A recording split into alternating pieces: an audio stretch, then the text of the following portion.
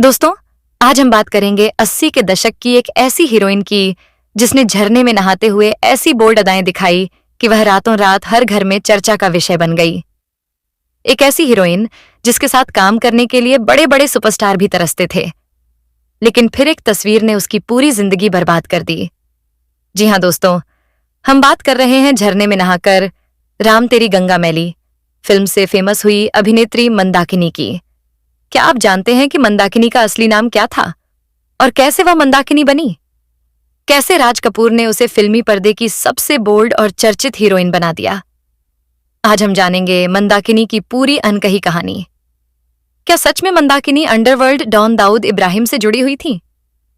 कैसे फिल्मी दुनिया की ऊंचाइयों पर पहुंच चुकी मंदाकिनी का करियर अचानक गिरावट की ओर चला गया? आज मंदाकिनी कहां है और किस हाल में है? आज हम जानेंगे उनकी जिंदगी से जुड़े कई अनसुने सच। तो चलिए शुरू करते हैं। मंदाकिनी का जन्म 30 जुलाई 1963 को मेरठ, उत्तर प्रदेश में हुआ था। उनके पिता का नाम जोसेफ था और मां का नाम मुन्नी। मंदाकिनी का असली नाम यास्मीन जोसेफ था। बचपन से ही यास्मीन को लगता था कि उनकी खूबसूरती सिर्फ फिल्मी पर्दे के लिए बनी है, इसलिए उन्होंने फिल्मों में आने का सपना देखा। वह फिल्मों में काम पाने के लिए लगातार कोशिश करती रहीं, लेकिन उस समय उनका नाम बॉलीवुड के लिए ज्यादा आकर्षक नहीं माना जाता था। काफी संघर्ष के बाद उन्हें एक फिल्म में काम करने का मौका मिला, लेकिन फिल्म के मेकर्स को उनका नाम पसंद नहीं आया। पहले उनका नाम माधुरी रखा गया, लेकिन यह नाम पहले से एक बड़ी अभिनेत्री से जुड़ा था, इसलिए अंत में उन्हें नया नाम दिया गया, मंदाकिनी। और इसी तरह यास्मीन जोसेफ बॉलीवुड की मंदाकिनी बन गई। इसी दौरान मशहूर फिल्ममेकर राज कपूर की नजर मंदाकिनी पर पड़ी। राज कपूर अपने छोटे बेटे राजीव कपूर को लॉन्च करने की तैयारी कर रहे थे और उन्होंने मंदाकिनी को अपनी फिल्म राम तेरी गंगा मैली में कास्ट किया। यहीं से मंदाकिनी की जिंदगी पूरी तरह बदल गई और वह रातों रात सुपरस्टार बन गई। राज कपूर ने मंदाकिनी को देखा और देखते ही कहा कि अब पर्दे पर इसकी खूबसूरती को दुनिया देखेगी। उन्होंने यास्मीन जोसेफ से बात की और उसे अपनी फिल्म के लिए साइन कर लिया। मूवी का नाम था राम तेरी गंगा मैली और इस फिल्म ने मंदाकिनी को घर घर तक पहुंचा दिया। वो अलग बात है कि वह पोस्टर के जरिए घरों से पहले लोगों के बाथरूम तक भी पहुंच गई थी। इस मूवी ने इतनी बड़ी सफलता हासिल की कि मंदाकिनी पहली ही फिल्म से सुपरस्टार बन गई। फिल्म के गाने और सीन दोनों ही जबरदस्त हिट हुए। उनकी एक्टिंग से ज्यादा चर्चा उनकी बोल्ड इमेज की थी। राज कपूर ने उन्हें इतना बोल्ड अंदाज में पेश किया कि जो लोग यह फिल्म नहीं देखना चाहते थे, उन्होंने भी 2 बार जाकर देखी। यह बॉलीवुड की पहली फिल्मों में से एक थी जिसमें ऐसे सीन दिखाए गए जो पहले कभी नहीं देखे गए थे, जैसे मंदाकिनी का अपने बच्चे को दूध पिलाने का दृश्य, और जब वह सफेद साड़ी में झरने के नीचे नहाती नजर आईं, वह सीन बॉलीवुड के इतिहास में अमर हो गया। इस सीन से मंदाकिनी को जबरदस्त पॉपुलैरिटी मिली, लेकिन राज कपूर को आलोचना का भी सामना करना पड़ा। फिल्म बड़ी हिट हुई और इसने मंदाकिनी को रातों रात स्टार बना दिया। हालांकि जिसके लिए राज कपूर ने यह फिल्म बनाई थी, उस पर लोगों का ध्यान कम गया। इसके पीछे भी एक खास वजह थी, जिसकी चर्चा हम आगे करेंगे। आज भी राम तेरी गंगा मैली को बॉलीवुड की सबसे बोल्ड फिल्मों में गिना जाता है और मंदाकिनी का नाम लेते ही लोगों के दिमाग में सफेद साड़ी में झरने के नीचे नहाने वाला वही दृश्य आ जाता है। इसके बाद उन्होंने मेरा साथी, जीवा और ओम जैसी फिल्मों में भी अलग अलग किरदार निभाए, लेकिन लोगों को तो वही झरने में नहाने वाली मंदाकिनी ही चाहिए थी। तो 1986 में एक बार फिर वह उसी अंदाज में नजर आईं। इस मूवी का नाम था सिंहासन, जिसमें मंदाकिनी ने जितेंद्र के साथ पर्दे पर आग लगा दी। उनकी हॉटनेस इतनी चर्चा में रही कि फिल्म को भी जबरदस्त सफलता मिली, और यही तो लोगों को चाहिए था। अब फिल्म मेकर्स के साथ साथ मंदाकिनी को भी समझ आ गया था कि पब्लिक उनकी एक्टिंग से ज्यादा उनका भीगा बदन देखना चाहती है, इसलिए उन्होंने पानी में भीगती सफेद साड़ी को अपनी पहचान बना लिया। इसके बाद फिल्म आई आग और शोला, जिसने भी खूब सुर्खियां बटोरी। एक बार फिर लोगों ने मंदाकिनी को उसी अंदाज में पर्दे पर देखा जैसा वे देखना चाहते थे। इसके बाद मंदाकिनी बनी मिथुन चक्रवर्ती की हीरोइन। फिल्म आई जाल, और इस फिल्म में मंदाकिनी की खूबसूरती की इतनी चर्चा हुई कि लोगों ने उनकी तुलना जलपरी और जंगल की मोरनी तक से कर दी। इसके बाद उनकी पहली साइन की गई फिल्म मजलूम रिलीज हुई, लेकिन इसमें उनका किरदार काफी सीधा साधा था, और जिन्होंने झरने वाली मंदाकिनी देख ली थी उन्हें यह नई मंदाकिनी खास पसंद नहीं आई, इसलिए इस फिल्म पर ज्यादा ध्यान नहीं दिया गया। इसके बाद अपने अपने जैसी फिल्म आई, लेकिन वह भी फ्लॉप साबित हुई। 1987 में मंदाकिनी ने एक मल्टी स्टारर फिल्म में काम किया जिसका नाम था लोहा। इस फिल्म में उनके साथ शशि कपूर के बेटे करण कपूर नजर आए। बहुत कम लोग जानते हैं कि करण कपूर कोई विदेशी अभिनेता नहीं, बल्कि कपूर परिवार के चिराग थे। इस फिल्म में विलेन के रूप में अमरीश पुरी भी थे और पूरी फिल्म चर्चा में रही। मंदाकिनी अपनी खूबसूरती से दर्शकों को दीवाना बना रही थीं और लोग उन्हें देखने के लिए सिनेमा घरों तक खिंचे चले आते थे। इसके बाद वह गोविंदा के साथ दिखाई दी। फिल्म का नाम था प्यार करके देखो, और इस फिल्म में भी मंदाकिनी ने अपने ग्लैमरस अंदाज से खूब सुर्खियां बटोरी। इसके बाद फिल्म आई डांस डांस, जिसमें मंदाकिनी ने बेहतरीन काम किया और अपनी बोल्ड इमेज को और मजबूत किया। साथ ही प्यार मोहब्बत जैसी फिल्में भी आईं जिनमें वह नजर आईं। इसके बाद एक और मल्टी स्टारर फिल्म आई जिसमें मंदाकिनी फिर से मिथुन चक्रवर्ती की हीरोइन बनी। इस फिल्म को इंटरनेशनल लेवल पर भी काफी पहचान मिली और मंदाकिनी की पॉपुलैरिटी और बढ़ गई। इसके बाद आई सुरवीर, जो बॉक्स ऑफिस पर कुछ खास नहीं चली, लेकिन इस फिल्म के कुछ सीन और डायलॉग लोगों को काफी पसंद आए। इसके बाद कमांडो, हम तो चले, परदेश, मारधाड़, मालामाल जैसी कई फिल्मों में उन्होंने काम किया। फिर फिल्म आई अग्नि, जिसमें मंदाकिनी चंकी पांडे की हीरोइन बनी। यह फिल्म भी ठीक ठाक चली। इसके बाद वह राजीव कपूर के साथ नागनागिन में नजर आईं। फिर गोविंदा के साथ उनकी फिल्म आखिरी बाजी आई, जिसमें उन्होंने अपने अंग्रेजी लुक से काफी चर्चा बटोरी। मंदाकिनी और गोविंदा की जोड़ी भी दर्शकों को काफी पसंद आई। इसके बाद गोविंदा के साथ ही उनकी अगली फिल्म जंगबाज आई।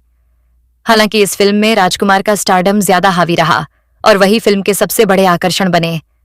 इसके बाद नाइंसाफी, हिसाब खून का, देश के दुश्मन, लड़ाई, शेषनाग, शानदार, नया कानून और दुश्मन जैसी कई बड़ी फिल्मों में मंदाकिनी ने काम किया। लगभग हर बड़े अभिनेता के साथ उन्होंने स्क्रीन शेयर की और लगातार फिल्मों में नजर आती रहीं। इसके बाद प्यार के नाम, कुर्बान, देशवासी, प्यार का सौदागर, नाच गोविंदा नाच और जोरदार जैसी फिल्मों में भी वह दिखाई दी। लेकिन सच ये था कि लोगों ने मंदाकिनी को किसी अलग किरदार में कभी स्वीकार नहीं किया। उनकी ज्यादातर फिल्मों में उन्हें उनकी एक्टिंग से ज्यादा उनकी बोल्डनेस और खूबसूरती के लिए याद किया गया। पूरा करियर उनकी ग्लैमरस इमेज पर टिका रहा, और जब धीरे धीरे लोगों का मन उस इमेज से भी भरने लगा तो उन्हें मल्टी स्टारर फिल्मों में साइड रोल मिलने लगे, और तेजाब जैसी फिल्म में भी वह एक सपोर्टिंग किरदार के तौर पर ही दिखाई दी थीं। उन्होंने कुछ तमिल और तेलुगु फिल्मों में भी काम किया, लेकिन धीरे धीरे उनका जादू खत्म होने लगा और फिर पता भी नहीं चला कि कब वह बॉलीवुड से गायब हो गईं। अब हम बात करते हैं मंदाकिनी की पर्सनल लाइफ की। मंदाकिनी की पहली मूवी थी राम तेरी गंगा मैली, और यही उनकी पहली और आखिरी सुपरहिट मूवी थी। पूरी मूवी का फोकस मंदाकिनी पर ही रहा। कहा जाता है कि इस फिल्म में राजीव कपूर को लॉन्च करने के लिए यह मूवी बनाई गई थी, लेकिन उनका किरदार साइड हीरो जैसा लगने लगा। इसी कारण राजीव कपूर अपने पिता राज कपूर से नाराज हो गए। उन्होंने कहा कि आपने पूरी मूवी सिर्फ पैसों के लिए और नग्नता दिखाकर लोगों को आकर्षित करने के लिए बनाई है, न कि अपने बेटे के लिए, और मेरे किरदार को जानबूझकर कमजोर दिखाया गया। राजीव कपूर की नाराजगी इतनी बढ़ गई कि उन्होंने अपने पिता से बात करना ही बंद कर दिया। बात यहां तक बिगड़ गई कि जब राज कपूर का निधन हुआ तो राजीव कपूर अपने पिता की अंतिम यात्रा में भी शामिल नहीं हुए। 1993 तक मंदाकिनी फिल्मों में एक्टिव थीं और उन्हें लगातार काम भी मिल रहा था। लेकिन 1994 में मंदाकिनी की एक तस्वीर वायरल हुई। इस फोटो में मंदाकिनी अंडरवर्ल्ड डॉन दाऊद के साथ एक स्टेडियम में मैच देखते हुए नजर आईं। इस एक फोटो ने बॉलीवुड में खलबली मचा दी। फोटो से साफ पता चल रहा था कि मंदाकिनी दाऊद को जानती थीं और दोनों आराम से मैच देख रहे थे। इसके बाद बॉलीवुड में मंदाकिनी को लेकर कई तरह की बातें होने लगीं। कुछ लोगों ने कहा कि मंदाकिनी अंडरवर्ल्ड डॉन की गर्लफ्रेंड थीं, तो कुछ लोगों ने कहा कि डॉन उनकी खूबसूरती पर फिदा था। इस एक तस्वीर ने मंदाकिनी का करियर खत्म कर दिया। धीरे धीरे उससे जुड़ी परतें भी खुलने लगीं और लोगों को लगा कि मंदाकिनी अंडरवर्ल्ड के दम पर बॉलीवुड में टिकी हुई थीं। यह भी कहा गया कि कोई भी उन्हें फिल्मों में काम देने से मना नहीं कर सकता था, और अगर कोई मना करता था तो उसे नतीजा भुगतना पड़ सकता था। यहां तक कि यह भी कहा गया कि राम तेरी गंगा मैली में मंदाकिनी को हीरोइन बनाने के लिए भी डॉन ने राज कपूर को धमकी दी थी, क्योंकि राज कपूर इस फिल्म में डिंपल कपाड़िया को हीरोइन बनाना चाहते थे। लेकिन दाऊद ने उन्हें धमकाया कि इस मूवी की हीरोइन मंदाकिनी ही बनेगी, इसलिए राज कपूर को मजबूरी में मंदाकिनी को ही हीरोइन बनाना पड़ा। पूरी मूवी का फोकस भी उन्हीं पर रखना पड़ा, और यही कारण रहा कि अपने ही बेटे को लॉन्च करने के लिए बनाई गई इस फिल्म में ऐसा लगता ही नहीं है कि मूवी का हीरो राजीव कपूर है, बल्कि सभी ने यही माना कि यह मूवी पूरी तरह मंदाकिनी की ही है। इसी बात को लेकर राज कपूर और राजीव कपूर के घर में काफी क्लेश हो गया। कहा जाता है कि दाऊद भी मंदाकिनी की खूबसूरती पर फिसल गया था। उसकी खूबसूरती से वह इतना प्रभावित हुआ कि मंदाकिनी को उसके नाम से फिल्में मिलने लगीं। इसी वजह से मंदाकिनी दुबई भी जाती थीं और दोनों के रिश्तों की चर्चा बॉलीवुड में होने लगी। शुरुआत में यह सब बातें चोरी छिपे थीं, लेकिन जब यह खुलकर सामने आ गईं तो यही चीज मंदाकिनी पर भारी पड़ गई। इसके बाद धीरे धीरे उनका फिल्मों से पत्ता कटने लगा। इसी दौरान एक और घटना घटी जिसने लोगों को और ज्यादा हैरान कर दिया। एक फिल्म मेकर थे जिनका नाम था जावेद सिद्दीकी, जिन्होंने मंदाकिनी को अपनी फिल्म में लेने से मना कर दिया था। कहा जाता है कि उन्हें धमकाया गया, लेकिन वह नहीं माने। इसके बाद उनकी हत्या हो गई और इस घटना ने बॉलीवुड में सनसनी मचा दी। इस घटना के बाद मंदाकिनी के करियर पर लगभग ताला लग गया। इस समय मंदाकिनी पर डॉन की गर्लफ्रेंड होने का टैग लग गया था। पुलिस भी उनसे पूछताछ करने लगी और इंडस्ट्री में भी लोग उनसे दूरी बनाने लगे। फिल्मों में उन्हें काम मिलना बंद होगा। इस समय मंदाकिनी पर डॉन की गर्लफ्रेंड होने का टैग लग गया था। पुलिस भी उनसे पूछताछ करने लगी और इंडस्ट्री में भी लोग उनसे दूरी बनाने लगे। फिल्मों में उन्हें काम मिलना बंद हो गया और लोग उन्हें एक अलग नजर से देखने लगे। इन सब परेशानियों से तंग आकर मंदाकिनी ने भी अपने सभी रिश्ते खत्म कर लिए और धीरे धीरे फिल्मों को अलविदा कह दिया। उनकी आखिरी मूवी 1996 में आई थी, जिसका नाम था जोरदार। इसके बाद उन्होंने फिल्मों से संन्यास ले लिया। मंदाकिनी ने एक बौद्ध डॉक्टर काग्युरटी रिनपोछे ठाकुर से शादी की।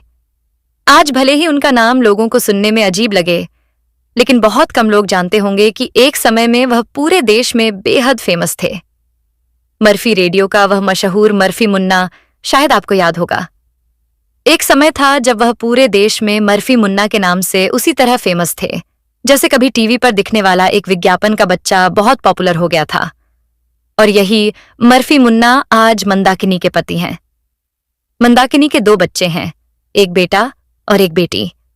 आज मंदाकिनी अपने परिवार के साथ मुंबई में ही रहती हैं।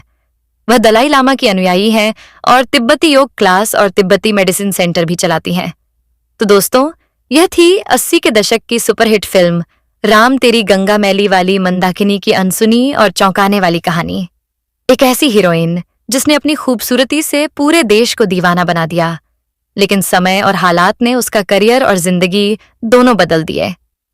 अगर आपको यह वीडियो पसंद आया हो तो वीडियो को लाइक जरूर करें और ऐसी ही बॉलीवुड की अनसुनी और शॉकिंग कहानियों के लिए हमारे YouTube channel star Manohar Bollywood को अभी सब्सक्राइब कर लें। कमेंट में जरूर बताइए कि अगली कहानी आप किस बॉलीवुड स्टार पर सुनना चाहते हैं। मिलते हैं अगले वीडियो में एक और चौंकाने वाली कहानी के साथ। धन्यवाद।